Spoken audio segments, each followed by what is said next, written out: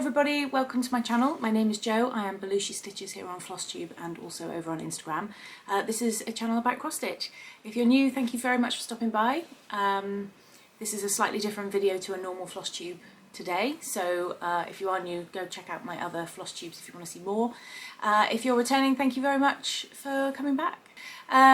So as I said, this is a Flosstube extra today. This is to show you the fully finished object, so the FFO of a Heaven and Earth Designs piece that I finished in 2020. I actually finished, got this one framed at the end of December 2021, and as you will see in a minute, it still isn't on my wall, but that's a whole other story. So I finished this one in 2020, and it's called Meeting on the Turret Stairs. I started this one on the 1st of May 2017. I've got to try and remember all these dates. And yeah, I took some photos along my way, so I've found them in my phone. I've put them together in a minute. You'll see a kind of slideshow, and that sounds really boring, but a slideshow of all my photos of progress. And then I'll put a voiceover on top just to tell you a little bit about the story behind the picture. It's a painting by Frederick William Burton, which is actually on show at the National Gallery of Ireland. And it's really interesting because it's only on show for certain times of the day, because otherwise the painting will get sun damage. So on the website it tells you the exact times that you can actually go and view it. It's amazing. So after all my progress photos, I will then show you a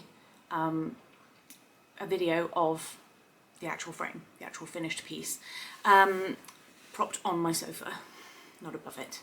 Whole other story. So yeah, it's on 18 count Aida, white Aida, 2 strands, 2 over 1 full cross. I did it predominantly using a round, just a standard hoop.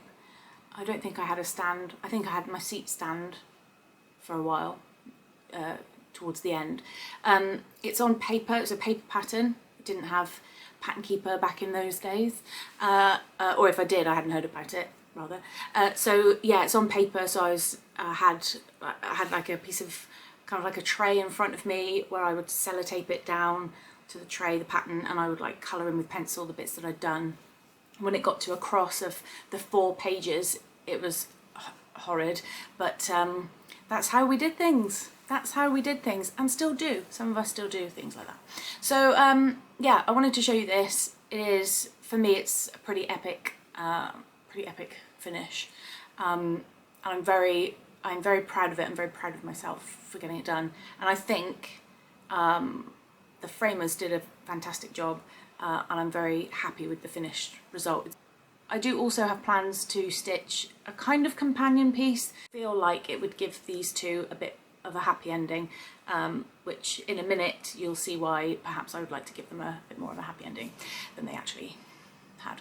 So I hope you enjoy this. Please let me know in the comments what you think. And if you're stitching this one, let me know.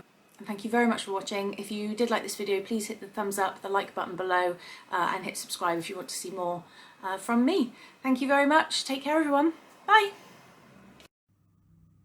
Okay, so I would like to just caveat this information by saying this comes from the Wikipedia page online, the National Gallery of Ireland's page, and a number of other articles and pages that I got to via a Google search. So please take this as you will, and if I'm missing some crucial information, I apologise.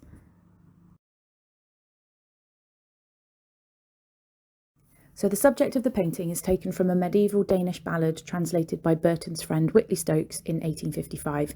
And this tells the story of Helilil, who fell in love with her personal guard Hildebrand. Helilil's father disapproved of the relationship and ordered her 7 brothers to kill Hildebrand, who, when attacked, kills 6 of them.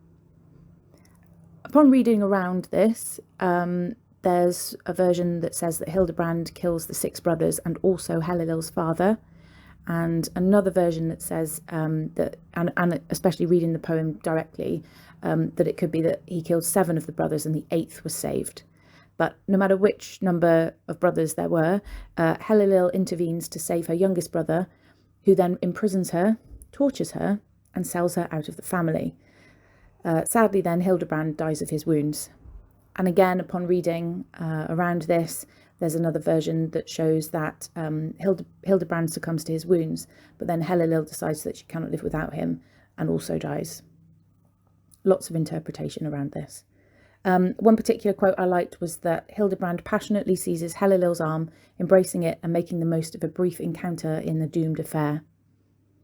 Some say that this is their final meeting before Hildebrand goes to fight the brothers, and then some say that this is a depiction of early on in their secret relationship. And I read also that in Helilil's kind of shock of the moment, she dropped her flowers to the ground, and so the petals that are at the bottom on the stairs show this moment where she's dropped her flowers and the petals have scattered.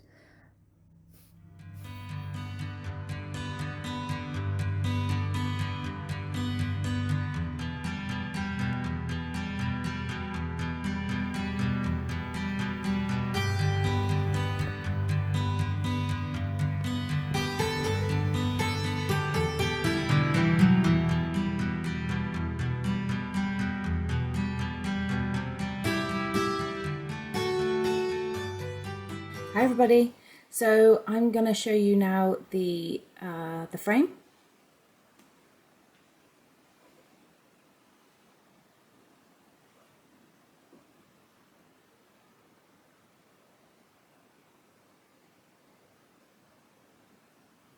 It's pretty big. It's my sofa. And you may well be asking, why is it on the sofa and not above the sofa? And that's because I actually had this hanging up on the wall behind me for a while, but now I've put a bookcase there instead. So this is just waiting for a giant nail to go in the wall so I can hang this one up above the sofa very safely because it's very heavy. Okay, I'm going to come back in and just show you the frame. I would say I do have the special non-reflective, in inverted commas, museum glass here.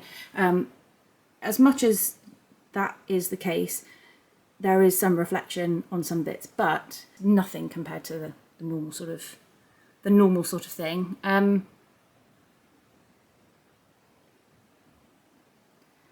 So the frame I went for is this kind of goldy brown colour. I went in asking for something like the kind of things that you have in the museum, so the really kind of filigree, very fancy, complex kind of gold gilt kind of things, but knew that that wouldn't fit in my house, so I had to sort of say, oh, can I have something a little bit more modern, but that has that feel, that effect to it. And I saw this one through the shop and just thought it was perfect.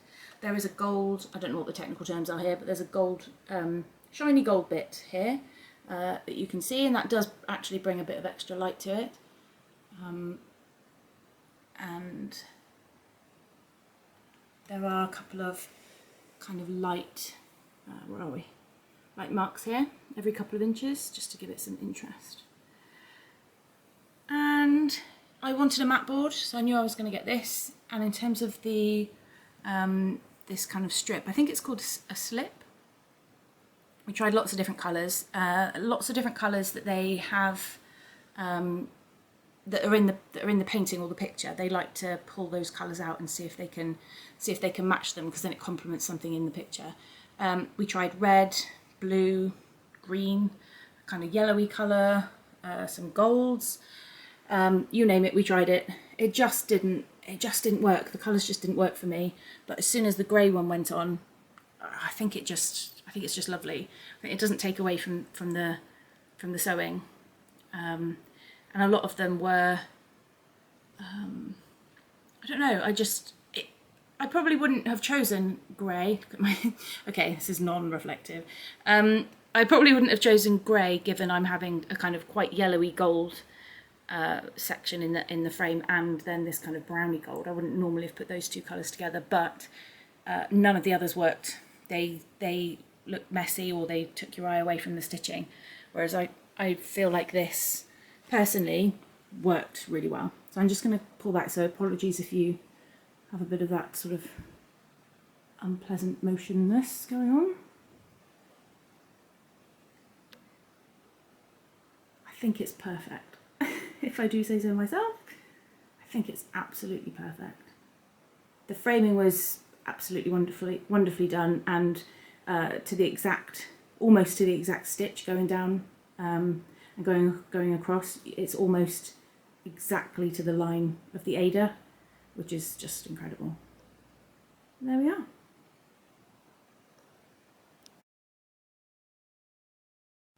So thank you everybody for watching. I hope you enjoyed this. If you have any questions, let me know please in the comments below, or you're welcome to message me on Instagram or send me an email. My email address will be below in the description box also. I hope you enjoyed. Thank you very much. Bye.